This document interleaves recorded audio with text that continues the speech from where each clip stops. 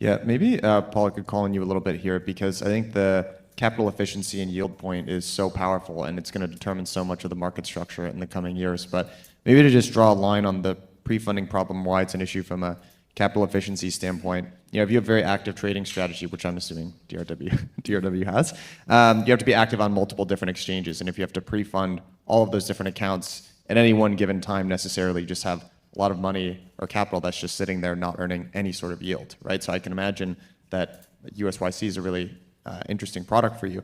Can you give the audience an overview of what your sort of like treasury management sort of flow looks like today and how USYC changes that?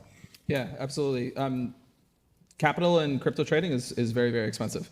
So for a firm like ours, which is trading continuously around the clock, supporting liquidity in multiple pairs, trading for our own strategies, we have to be extremely vigilant about capital efficiency.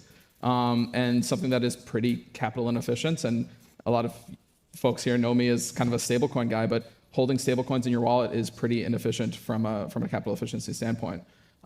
So if we're going to hold coins in our wallet and if they're going to be sitting there, we want to make sure that we're receiving yield on it and it's actually being productive. We also want to make sure that we're able to move these assets back and forth very, very quickly. If they're stuck in one place for a long period of time, that's extremely inefficient and it basically counts against us in terms of, okay, if it takes you 6 hours to move it from here to there, that's 6 hours that you have unactive capital, which is killer for us.